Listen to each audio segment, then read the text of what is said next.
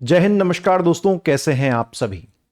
जब से एमपीपीएससी 2026 का नोटिफिकेशन आया है, तब से आप सभी के अंदर प्रश्नों का एक तूफान सा जाग चुका है और उस तूफान के अंदर छुपे हुए हर प्रश्न का जवाब आज इस वीडियो के अंदर आपको मिलेगा। और वो क्या प्रश्न है जो पिछले 2 दिनों से लगभग लाखों एमपीपीएससी एस्पिरेंट्स को लगातार परेशान कर रहे हैं, वो हर प्रश्न दोस्तों मैंने यहां पर व्यवस्थित ढंग से स्क्रीन पर आपके सामने लिख दिया है। आज की इस वीडियो का उद्देश्य इधर उधर भटकना या बेवजह का मोटिवेशन देना नहीं है। आज की इस वीडियो का उद्देश्य बड़ा ही सिंपल है कि मैं आने वाले 100 दिन जो आपके सामने हैं उसकी एक रणनीति, उसकी एक सटीक स्ट्रेटेजी आपको बताऊं और उस स्ट्रेटेजी को बताने से पहले आपके मन में जो प्रश्न हैं उनके जवाबों को हम बिल्कुल स्पष्ट रूप से आपको बता दें, ताकि जब आपके प्रश्न के जवाब आए तो आपको एक रिलैक्स फील आए। और रिलैक्स फील जब आएगा उसके बाद आप ठंडे दिमाग से स्ट्रेटेजी को सुनेंगे भी, समझेंगे भी और आने वाले 100 दिनों में लागू भी करेंगे। दोस्तों, हाल ही में एक वेब सीरीज आई थी जिसका नाम है भय, जो गौरव तिवारी जी की लाइफ पर जो है बेस्ड है। उसमें एक डायलॉग रहता है बड़ा फेमस कि नॉलेज कैंसिल फियर, यानी कि ज्ञान जो है वो भय को काटता है। और आपके भीतर किसी भी चीज से संबंधित भय तभी होता है जब आपको उसका ज्ञान नहीं होता या फिर उसकी पूरी जानकारी नहीं होती। और पूरी जानकारी ना होना, इसमें आपकी कोई गलती नहीं है, वो हमारा काम है। और आज उसी काम को करने के लिए मैं आप सभी के समक्ष इस वीडियो में मौजूद हुआ हूं। तो बिना किसी देरी के हम चलते हैं अपने मुद्दे पर। दोस्तों, आज की इस वीडियो में हम लोग क्या क्या डिस्कशन करेंगे, पहले उसकी हम लोग चर्चा कर लेते हैं। यहां पर आज जो हमारा सबसे पहला मुद्दा रहेगा वो है एमपीपीएससी एस्पिरेंट्स की प्रमुख 2 समस्याएं। ठीक है दोस्तों, एमपीपीएससी एस्पिरेंट्स की प्रमुख 2 समस्याएं, कि वो 2 प्रमुख समस्याएं क्या हैं, हम उन पर चर्चा करेंगे। और उन 2 प्रमुख समस्याओं का समाधान ढूंढते ही आपके 100 दिन जो आएंगे ना आने वाले, उसमें आप बहुत तगड़ा प्रदर्शन करेंगे। और एक बात मैं आपको बता दूं, मुझे पता है आप में से कई सारे एस्पिरेंट्स ऐसे हैं जिन्होंने एमपीपीएससी 2026 की तैयारी सिर्फ इस सोच के साथ शुरू की थी कि 400-500 पद आएंगे और मैं बढ़िया तरीके से अपने प्रिपरेशन को करूंगा या करूंगी और अपने एग्जाम को क्लियर करूंगा। परंतु जब आपको 155 पदों की खबर मिली तो बहुत स्वाभाविक सी बात है कि आपको बहुत बुरा लगा। और कुछ एस्पिरेंट्स को इस कदर जो है बुरा लगा कि उन्होंने एमपीपीएससी की तैयारी को हमेशा हमेशा के लिए छोड़ने का फैसला ले लिया है। दोस्तों, जब आप इतने बड़े एग्जाम को करते हैं या छोड़ते हैं, ये पूर्ण रूप से आप सभी का एक स्वतंत्र फैसला होता है जिसमें हमें दखलंदाजी देने का कोई हक नहीं है। और आपका जीवन है, इसका हर बड़ा फैसला आपकी स्वतंत्रता और आपकी स्वेच्छा से होना बहुत जरूरी है। इसीलिए आपका जो भी फैसला है हम उसका सम्मान करते हुए आपको ऑल द वेरी बेस्ट कहते हैं। आप किसी भी सफर में अपने जीवन पर निकलें, आप उसमें सफलता हासिल करें। परंतु वो सभी विद्यार्थी, वो सभी एस्पिरेंट्स जो अभी तक एमपीपीएससी के सफर में बने रहने का फैसला ले चुके हैं और आने वाले सफर में भी बने रहना चाहते हैं, उन सभी के लिए वीडियो बहुत काम की होने वाली है। हमारा अगला मुद्दा रहेगा दोस्तों, समस्या के भीतर छिपा हुआ समाधान। और ये बहुत प्रैक्टिकल और बहुत लॉजिकल तरीके से मैं आपको समझाऊंगा कि इतनी प्रॉब्लम होने के बावजूद भी समाधान क्या है जो हमको दिख नहीं रहा लेकिन छिपा हुआ है। उसके बाद तीसरी चीज पर हम लोग बात करेंगे कि नेगेटिव मार्किंग का मुद्दा तो खड़ा हो गया है, लेकिन कितनी नेगेटिव मार्किंग होगी, ये थोड़ा यहां पर सुधार लेते हैं। कितनी नेगेटिव मार्किंग होगी? 1/3 होगी, 1/4 होगी? और सर, ये जो नेगेटिव मार्किंग होती है, माइनस मार्किंग जो होती है, ऋणात्मक मार्किंग जैसे आप कहते हो, उसका कैलकुलेशन कैसे होता है वो भी एग्जांपल से आपको बताऊंगा। उसके बाद सर, सी सेट पर क्या प्रभाव पड़ेगा? क्या सी सेट में भी नेगेटिव मार्किंग होगी? और अगर होगी तो सर अब तो सी सेट की भी अलग से प्रिपरेशन करनी पड़ेगी। अभी तक तो नहीं करते थे, तुक्के लगा लगा के काम कर लेते। तो सी सेट में सर क्या होगा, क्या नहीं होगा, कैसे पढ़ेंगे? सी सेट के सारे डाउट क्लियर करेंगे। उसके बाद अब प्रीलिम्स में कट ऑफ कितना जाएगा? प्रीलिम्स का कट ऑफ कितना जाएगा नेगेटिव मार्किंग आने के बाद। ठीक है, अभी तो एक बहुत बड़ा सरप्राइज मैं आपको देने वाला हूं, एक राज पे से पर्दा उठाना बहुत जरूरी है। और अंतिम दोस्तों सबसे इंपॉर्टेंट आएगा, रणनीति में क्या बदलाव आएगा। आपको ये पूरा सीक्वेंस समझना पड़ेगा, तभी इस वीडियो का अर्थ है। अगर आप डायरेक्टली रणनीति पे जंप करेंगे तो कर तो सकते हैं आप, स्किप का ऑप्शन आपके पास डेफिनेटली है, परंतु पूरी वीडियो का जो अर्थ है वो खत्म हो जाएगा। दोस्तों सबसे बड़ा जो खुलासा मैं करना चाहता हूं वो लिखा है इस स्लाइड पर। पता नहीं शायद आप लोगों ने इस बात पर गौर किया कि नहीं किया। आयोग कुछ बड़ा प्लान कर रहा है, और जब भी हम कुछ बड़ा प्लान करते हैं तो उसके लिए फिर आसपास परिवर्तन होते हुए दिखते हैं। आइए जरा आपको भी उसका भनक हम दे देते हैं। खुद सोचकर देखो, एमपीपीएससी अप्रैल में ही परीक्षा क्यों करा रहा है। खुद सोच के देखिए कि एमपीपीएससी अप्रैल में ही परीक्षा क्यों करवा रहा है। अब आप कहेंगे सर उसके पास काम इतना है, उसका काम पेंडिंग है इसीलिए अप्रैल में करवा रहा है। जी नहीं, एमपीपीएससी अप्रैल में परीक्षा करवा रहा है, आपको तैयारी के लिए पूरे 4 महीने का समय क्यों दिया जा रहा है। ये सारी चीज किसी और इशारा कर रही हैं। अप्रैल में पेपर क्यों हो रहा है जो कि नहीं होता, उसके बाद आपको 4 महीने का समय दिया जा रहा है। तो ये सारी चीजें दोस्तों इस बात की ओर इशारा कर रही हैं कि पहली तो नेगेटिव मार्किंग आ गई, सबसे बड़ा बदलाव, और दूसरा एमपीपीएससी प्रीलिम्स 2026 का पेपर अच्छा खासा डिफिकल्ट लेवल पर दोस्तों आने वाला है, अच्छा खासा डिफिकल्ट। और ऐसा आएगा कि आपको कानों कान हवा नहीं लगेगी। और अगर आप चाहते हैं कि वो आपकी खोपड़ी के आर पार ना जाए और पूरी तरीके से आपकी जेब में नंबर देके जाए, तो आने वाले 100 दिनों तक आपको तगड़ी प्रीलिम्स की प्रिपरेशन करनी पड़ेगी। जिन लोगों ने पहले भी प्रीलिम्स क्वालिफाई किया है, आप लोगों के लिए भी एक वार्निंग सिग्नल है। ओवर कॉन्फिडेंस में बिल्कुल मत आइएगा कि ये वाला भी यूं ही हो जाएगा। पहली बार एमपीपीएससी के इतिहास में नेगेटिव मार्किंग ने प्रवेश किया है। सिलेबस सेम रहेगा, सिलेबस में बदलाव नहीं होगा। अगर आपके दिमाग में प्रश्न आता है नेगेटिव मार्किंग आ गई तो सिलेबस में भी बदलाव हो जाएगा, नहीं, सिलेबस सेम रहेगा। लेकिन जिस तरह से आयोग प्रश्न पूछता है अभी तक वो चेंज होंगे, जिस टाइप से फैक्चुअल क्वेश्चन पूछता है वो चेंज होंगे, जिस टाइप से कंसेप्चुअल क्वेश्चन पूछता है वो चेंज होंगे। डिफिकल्टी लेवल क्वेश्चंस का बढ़ेगा, यूपीएससी के लेवल को मैच करने का प्रयास किया जाएगा। तो 100 दिनों में प्रीलिम्स की प्रिपरेशन कोई बहुत ज्यादा 100 दिन नहीं होते हैं। आप तगड़ी करेंगे, पास होने के लिए करेंगे, तो 100 दिन कब खर्च हो जाएंगे आपको पता नहीं चलेगा।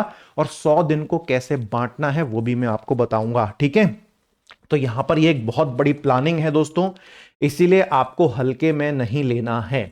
उसके बाद बात करते हैं हम लोग अगले मुद्दे पर।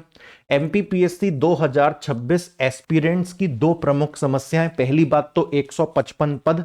अब ये 155 पद की समस्या में आप और मैं कुछ नहीं कर सकते। अब आप कहो कि नहीं सर सरकार बदलनी पड़ेगी तो पद बढ़ जाएंगे।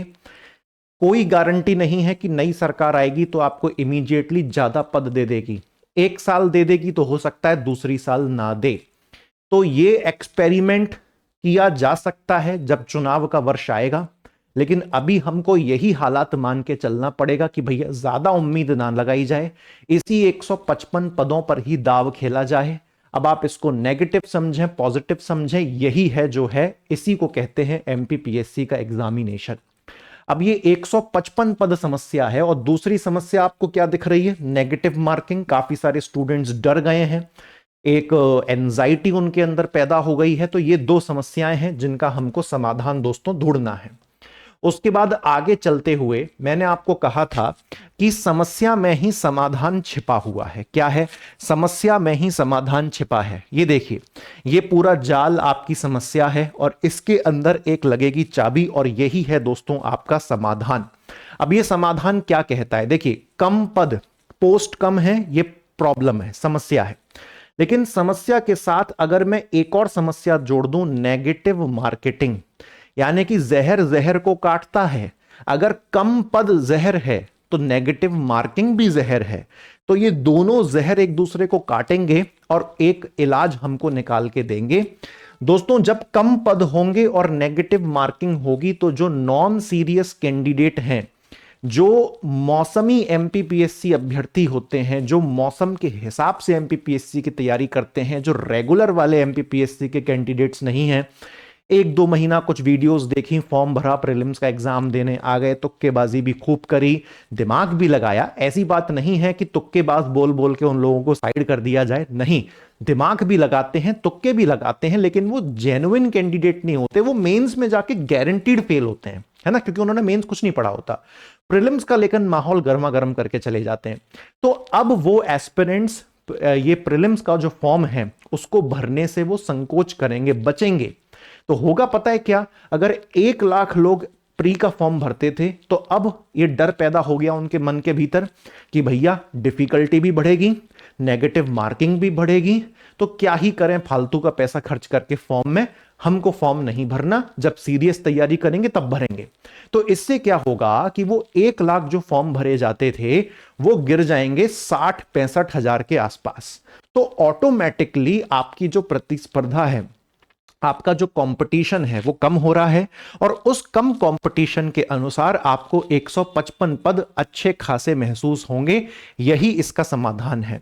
अगर नेगेटिव मार्किंग नहीं आती तो ये 155 पद बहुत कम महसूस होते, क्योंकि हर व्यक्ति कूदता, लेकिन नेगेटिव मार्किंग से व्यक्ति कूदेगा नहीं, डरेगा, बचेगा, केवल सीरियस वाला कूदेगा। तो सीरियस वाला सीरियस के साथ कंपटीशन करेगा। तो 155 पद उस नजरिए से ओके है, ठीक ठाक हमको दिख रहे हैं। ठीक है, यह था दोस्तों आपका समाधान जो छिपा हुआ था। अब आते हैं एक और मसले के ओर कि कितनी नेगेटिव मार्किंग की जाएगी। दोस्तों समझ लीजिए, नेगेटिव मार्किंग जो है इसका अभी तक कोई भी स्पष्टीकरण जो है आयोग ने नहीं दिया है।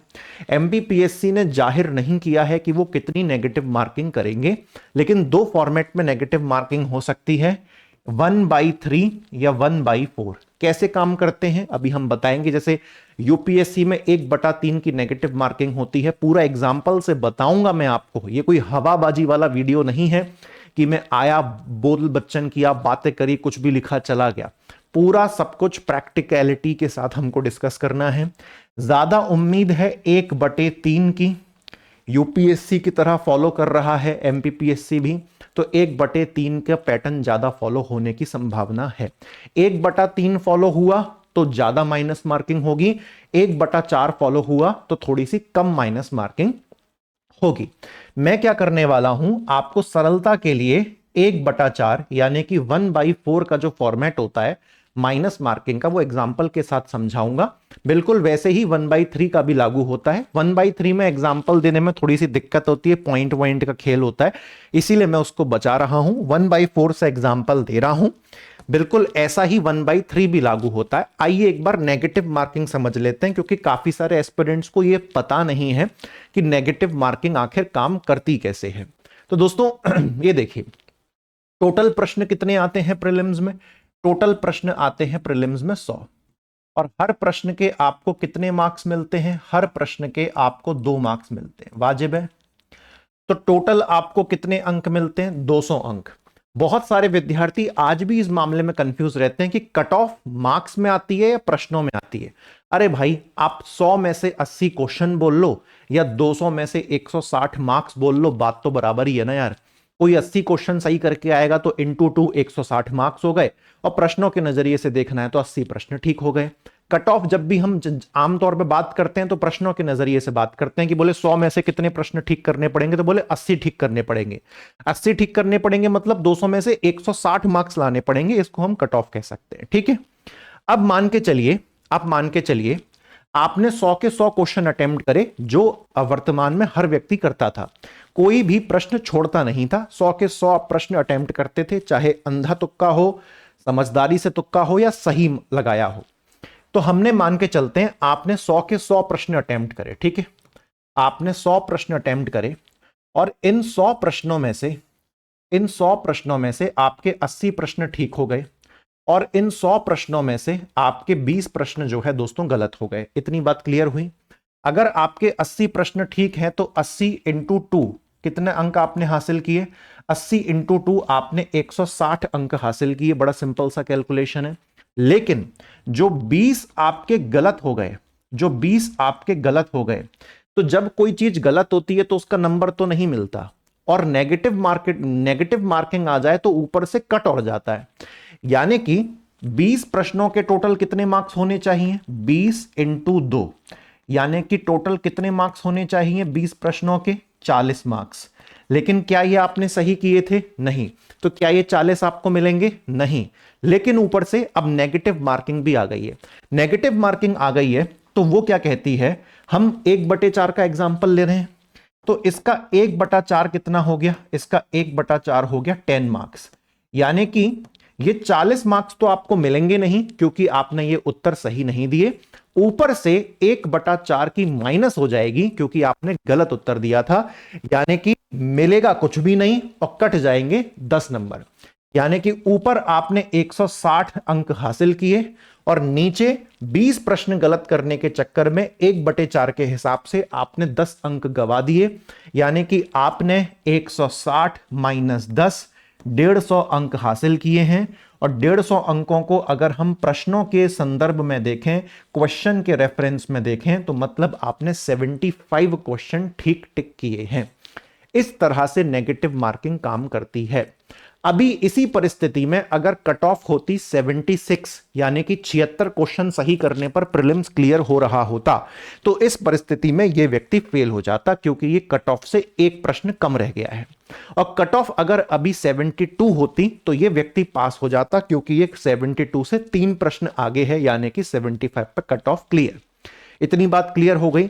इस तरह से नेगेटिव मार्किंग दोस्तों काम करती है। अभी यहां पर अगर 1/3 का हम उदाहरण ले रहे होते तो यहां पर 2-3 नंबर और एक्स्ट्रा कट जाते, यानी कि यहां पर 10 मार्क्स की जगह 12-13 नंबर कटते और यहां पर 150 अंक की जगह 147 मार्क्स उस व्यक्ति को हासिल होते। ठीक है, इस प्रकार से नेगेटिव मार्किंग आपका जो टोटल स्कोर है उसको गिरा देती है।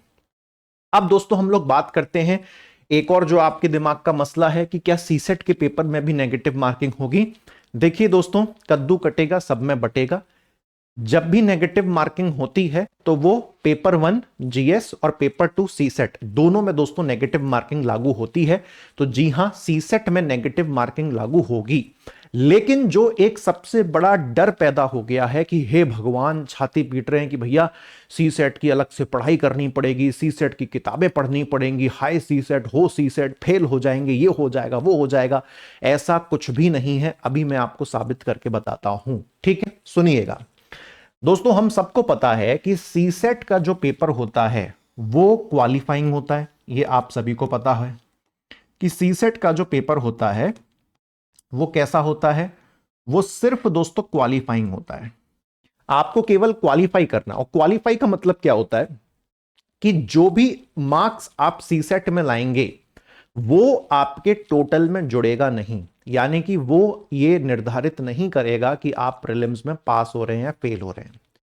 लेकिन जो लोग फॉरेस्ट की तैयारी करते हैं, फॉरेस्ट का जो एग्जाम देते हैं, उनके लिए सीसेट पहले भी इंपॉर्टेंट था, उनके लिए सीसेट आज भी इंपॉर्टेंट है। क्योंकि जो व्यक्ति फॉरेस्ट की तैयारी करता है उसके लिए सीसेट के अंदर ज्यादा से ज्यादा मार्क्स लाना जरूरी होता है, क्योंकि उसमें पेपर 1 और पेपर 2 दोनों के मार्क्स जुड़ते हैं। लेकिन अधिकतर 95% लोग जो केवल सिविल सर्विस यानी कि सिविल सेवा की तैयारी करते हैं, उनके लिए सीसेट केवल क्वालिफाइंग है। सीसेट में लाने वाले प्रश्नों का जो अंक है वो आपके पेपर 1 के साथ नहीं जुड़ता। अर्थात आप चाहे सीसेट में 100 क्वेश्चन ठीक कर दो या मिनिमम 40 क्वेश्चन ठीक कर दो, बात बराबर ही है।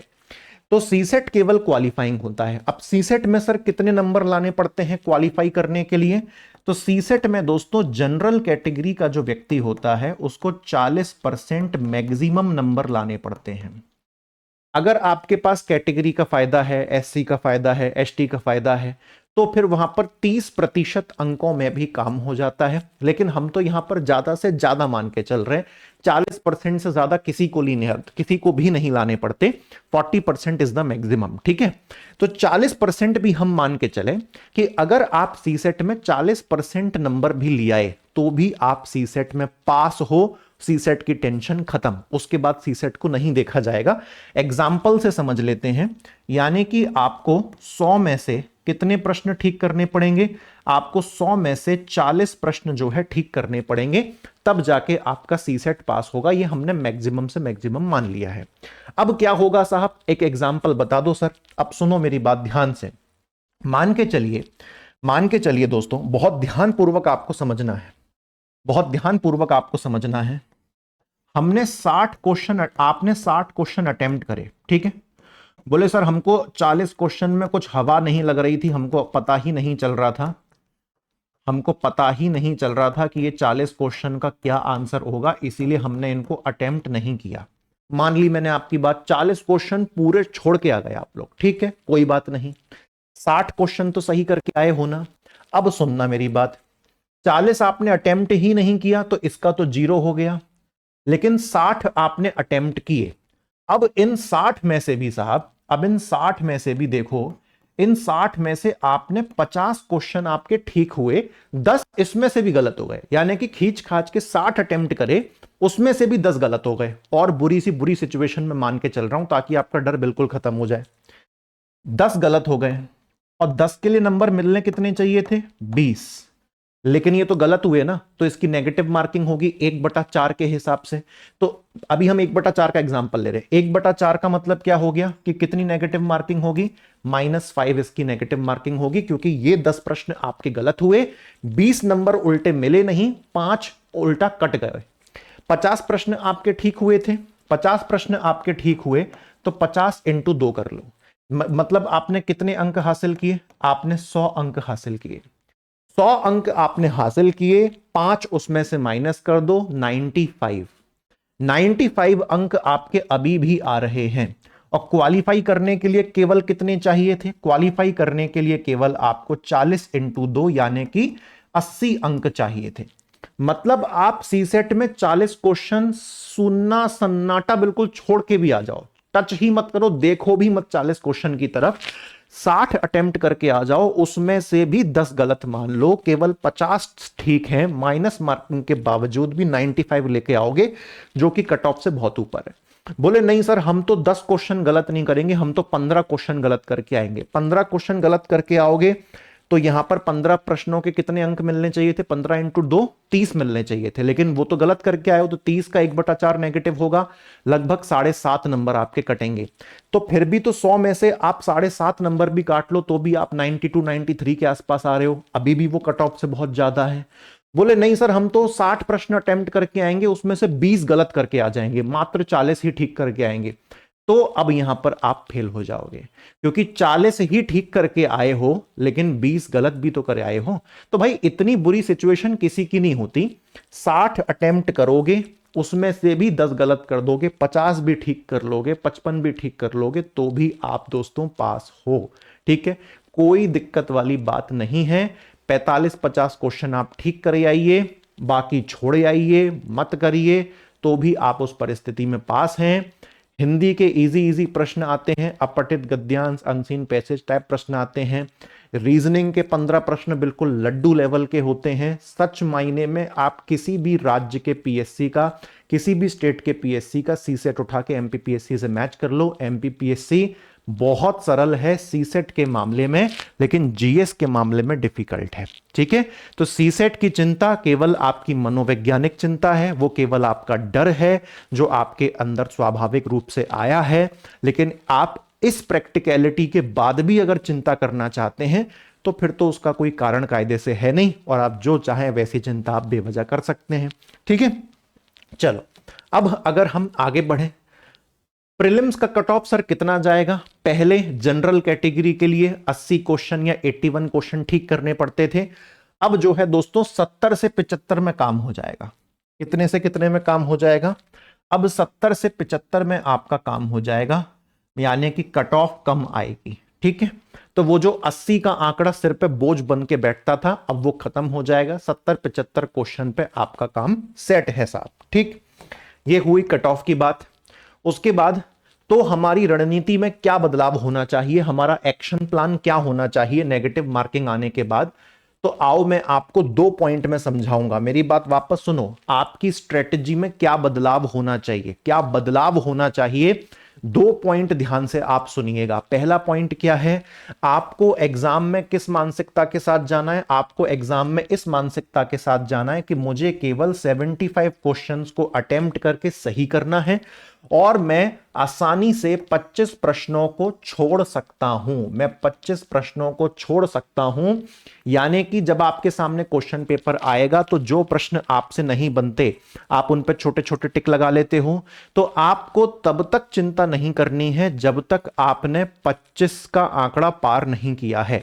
मतलब आपके सामने 25 प्रश्न आ चुके हैं कि बोले ये 25 प्रश्न मुझे बिल्कुल भी समझ में नहीं आ रहे, कोई बात नहीं, उसको मत अटेम्प्ट करिए। आप केवल 75 अटेम्प्ट करके आओ। 75 अटेम्प्ट आपने कर दिए, उसमें से भी आपके 2-3 चलो गलत हो गए, उसके बावजूद भी कट ऑफ जितनी जाएगी आप पास हो जाएंगे। तो 25 प्रश्न पूरे छोड़ के जाएं तो भी हम वहां पर सेफ बच जाएंगे। बाकी डिपेंड करता है क्वेश्चन। अब देखो, जानबूझ के 25 नहीं छोड़ने हैं, आपसे बन रहे हैं तो आप बनाइए ना, आपको दिक्कत क्या है? जानबूझ के नहीं छोड़ने हैं। लेकिन अगर पेपर ठीक ठाक लेवल का आया तो आप आराम से 25 प्रश्न अगर नहीं भी करके आते हैं, 75 भी करके आते हैं, उसमें से 2-3 प्रश्न आपके गलत भी हो जाते हैं, नेगेटिव मार्किंग भी 1-2 नंबर की हो जाती है, तब भी आप कट ऑफ पास कर लेंगे, क्योंकि 70 से ऊपर 1-2 नंबर ही रहने वाला है कट ऑफ। 71-72 क्वेश्चन पे क्लियर हो जाएगा। ये पूरी तरीके से हमारा आंकड़ा यहां पर चल रहा है। उसके बाद बढ़ते हैं आगे। दूसरा बदलाव आपको क्या करना है? पहला बदलाव आपको क्लियर हो गया, 75 क्वेश्चन की मानसिकता और 25 क्वेश्चन छोड़ने हैं, ठीक है। आपके दूसरा बदलाव क्या करना है दोस्तों? अब आपको टफ मॉक टेस्ट अटेम्प्ट करने हैं। आपने अभी तक जितनी भी टेस्ट सीरीज अटेम्प्ट कर रहे थे, ठीक है, उन टेस्ट सीरीज का अब थोड़ा सा रूप बदलना पड़ेगा। जैसे कि एकेएस एकेडमी का जो ऑनलाइन टेस्ट सीरीज का जो हमारा कोर्स होता है, हमने उसमें बदलाव किया, ये फैसला किया कि अभी तक हमने उसमें जितने भी टेस्ट डाले वो हमने एक फोल्डर में बना दिया, लेकिन अब हमने एक और फोल्डर अपने कोर्स में क्रिएट किया है, 2026 न्यू पैटर्न टेस्ट सीरीज, जहां पर हम जानबूझ के यूनिट वाइज, अभी जो 5 जनवरी आ रही है ना, डेली एक एक टेस्ट डालेंगे, डेली केवल एक टेस्ट।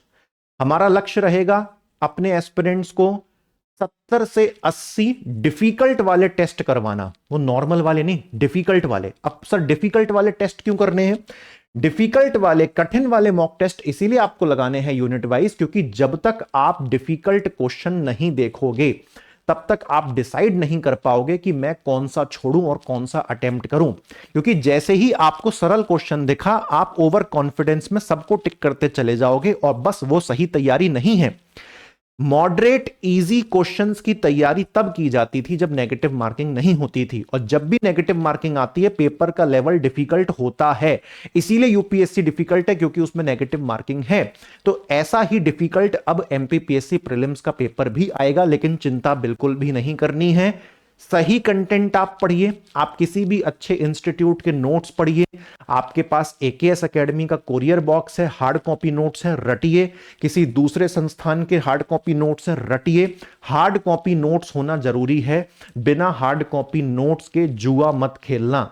आंखों के सामने हार्ड कॉपी नोट्स किसी ना किसी संस्थान के रखो, उनको रटो रटो रटो, अभी बताऊंगा कैसे रटना है, ठीक है ना। तो कठिन टेस्ट सीरीज हमको अटेम्प्ट करनी है, जहां कहीं भी वो सरल टाइप की टेस्ट सीरीज चल रही है, अब वो आपको काम नहीं आएगी। हर अच्छा संस्थान अपनी टेस्ट सीरीज को कठिन बनाएगा, और जनवरी के महीने से बनाएगा। सबको अपने टेस्ट सीरीज में टेस्ट अपडेट करने पड़ेंगे, पुराने टेस्ट से काम नहीं चलेगा। मेहनत हमको करनी पड़ेगी और हम करेंगे। तो कठिन टेस्ट सीरीज हमको लगानी है। प्रीलिम्स को हल्के में बिल्कुल नहीं लेना है। जब से ये 3-4 महीने का समय मिल गया ना, व्यक्ति कहने लगा कि यार मेंस पढ़ लेते हैं। भाई, जिन लोगों का प्रीलिम्स एक भी बार क्लियर नहीं हुआ, पहली बात तो आपको ये गुस्ताखी करनी नहीं चाहिए। प्रीलिम्स को पूरी इज्जत आप दीजिए, और जो लोगों का रिकॉर्ड ऐसा रहा है कभी प्रीलिम्स क्लियर हो गया कभी नहीं हुआ, आप भी रिस्क मत लो। आप प्रीलिम्स पे पूरा ध्यान दो। देखो भैया, मैं आपसे हाथ जोड़ के कह रहा हूं, पहली बार नेगेटिव मार्किंग आई है, पेपर टफ आएगा, इजीली हल्के में मत लो। 100 दिन कोई बहुत बड़ी चीज नहीं होती। प्रीलिम्स में लगा दो, प्रीलिम्स के बाद आपको 4-5 महीने मिल रहे हैं मेंस के लिए, उतने में इतना हम आपको बना देंगे, या कोई भी अच्छा संस्थान इतना आपको बना देगा कि आप मेंस तगड़ा करके आ जाओगे। तो प्लीज प्रीलिम्स को ये 100 दिन हल्के में मत लीजिएगा। मेरा कुछ फायदा नहीं है इस बात को कहने में, लेकिन आपका पूरी तरीके से घाटा है भाई। मेरा कोई फायदा नहीं है। मुझे क्या पड़ी है कि आप प्री पढ़ रहे हो, मेंस पढ़ रहे हो, लेकिन जो रियलिटी है, जब मैं किसी व्यक्ति को ऐसा करता हुआ देखूंगा कि भाई वो 100 दिन में ओवर कॉन्फिडेंट हो रहा है कि नहीं मैं मेंस भी पढ़ लूंगा, भाई ये वो वाला बैल नहीं है जो तुम्हारे मोहल्ले में जब से तुम छोटे थे तब से घूम रहा है, तो तुम इस बैल को जानते हो। ये बैल कल ही कॉलोनी में नया नया ताजा ताजा आया है, तो कब उठा के आपको पटक देगा आपको पता नहीं चलेगा। इसलिए हल्के में ना लीजिएगा, ठीक है ना। ये दूसरी आपकी सीख थी, ये आपको परिवर्तन करने हैं। अब दोस्तों मैं बात करता हूं 100 दिन का नियम, और ये 100 दिन का नियम क्या है? 40-40-20 का नियम। दोस्तों जो हमारे सामने 100 दिन है, मोस्ट ऑफ द एस्पिरेंट्स, अधिकतर अभ्यर्थियों के सामने समस्या यह आती है कि वो अपने पास उपलब्ध टाइम को सही तरीके से यूज नहीं कर पाते, है ना। आपके साथ भी आती होगी, हो सकता है आप अभी मन में यही सोच रहे हो कि हाँ सर आपको कैसे पता चला। ये होता है भाई, सबके साथ होता है। आप चाहे हाउसवाइफ हैं, आप चाहे नौकरी कर रहे हैं, आप चाहे फुल टाइम स्टूडेंट हैं, आप पार्ट टाइम स्टूडेंट, कुछ भी, आप किसी भी सिचुएशन में हैं, आपके पास 100 दिन है। और इन 100 दिनों को अगर आपने व्यवस्थित तरीके से डिवाइड नहीं किया, तो आप किसी भी हालत में, किसी भी सूरत में और किसी भी सीरत में ये वाला 2026 का प्रीलिम्स तो नहीं निकाल रहे। तो इसीलिए इस 100 दिनों को बहुत तरीके से डिवाइड करना है। ध्यान से सुनिएगा, हमने ये 100 दिनों को दोस्तों पहले 40 दिन में बांटा है, फिर 40 दिन में बांटा है, और फिर 20 दिन में बांटा है। अब देखिए, ये अब यहां पर मुझे ना बहुत बड़ी एक गलत चीज लगती है। जब कोई बदलाव होता है ना बहुत बड़ा, और स्टूडेंट्स के ऊपर एक पूरा आसमान सा टूट पड़ता है, तो जितनी भी टीचिंग फ्रेटर्निटी है, जितने भी कोचिंग संस्थान हैं, ऐसे मोमेंट पर कम से कम सबको स्टूडेंट्स के हित में अपने कोर्सेज को साइड रख के सोचना चाहिए। स्ट्रेटेजी, ये मतलब गलत चीज है, गलत चीज को बोलना बहुत जरूरी है। एमपी में ऑलरेडी इतना गलत हो रहा है। देखो भाई, आपका जो कोर्स है, आपको लगता है कि स्टूडेंट को वो फायदा देगा, उसको लास्ट में बताओ। लेकिन स्टूडेंट के लिए एक जेन्युइनली जो एक सही रणनीति है उसको पहले आप बताइए। क्योंकि कोई रणनीति आपके कोर्स के साथ मैच होती है, इसलिए आप उस रणनीति को बता रहे हो ताकि आप कोर्स में स्टूडेंट्स को खींच पाओ। भाई ये पैटर्न चेंज हो रहा है, आसपास लोग इतने परेशान हैं, तो कम से कम एक यूनिटी के साथ, एक एकजुटता के साथ आइए, और कुछ काम फ्री में भी कर लो भैया। हर चीज में कुछ काम जेन्युइन भी करो। ये मैं मतलब ये नॉर्मली मैं बोल रहा हूं, कभी कभार हम दोस्त यार तरीके से भी बात कर सकते हैं, तो मैं बिल्कुल उसी वे में बोल रहा हूं कि भाई जेन्युइन एडवाइस मैं आपको दे रहा हूं। आपके जो भी सेलेक्टेड दोस्त, मित्र, भाई बहन, यार हैं, उनको आप बताइएगा, उनको आप पूछिएगा कि भाई हम इस तरीके से काम करें, वो आपको डेफिनेटली यस बोलेंगे। अगर मना कर देते तो मत करिएगा भैया, हम क्या कर सकते हैं, हम तो सोचते हैं, सोच सोच के आपको बता रहे हैं, लागू करके आपको बता रहे हैं।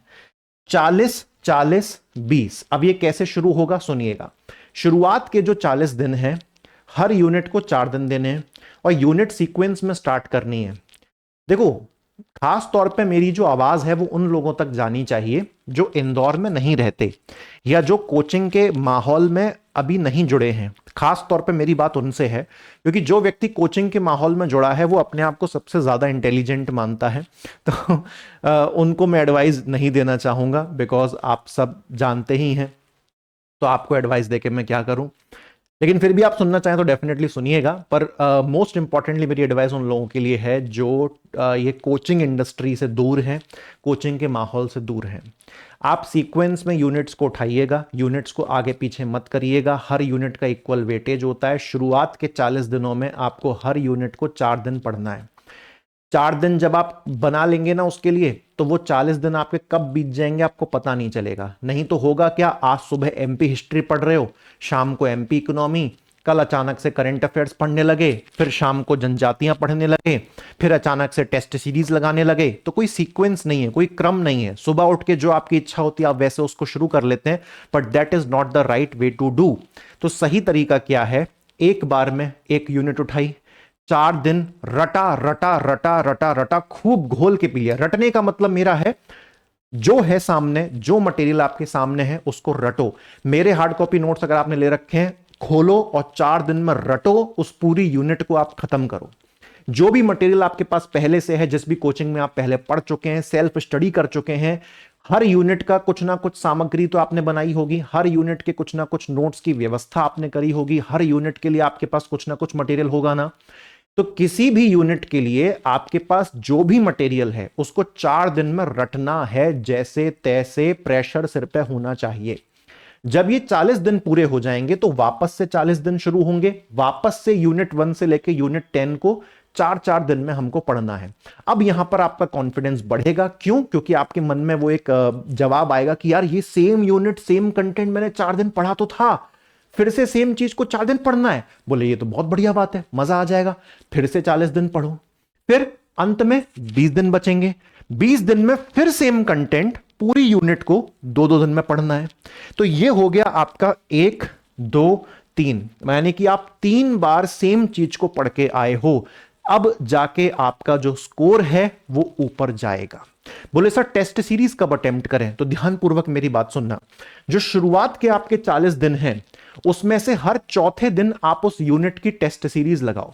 जैसे कि यूनिट 1 से अगर मैंने स्टार्ट किया तो यूनिट 1 को मैंने 4 दिन में अपने लिए बांटा, अपने दिमाग से बांटा कि पहले दिन मैं केवल यूनिट 1 के नए टॉपिक्स पढ़ूंगा, दूसरे दिन प्राचीन इतिहास, तीसरे दिन मध्यकालीन इतिहास और चौथे दिन आधुनिक इतिहास।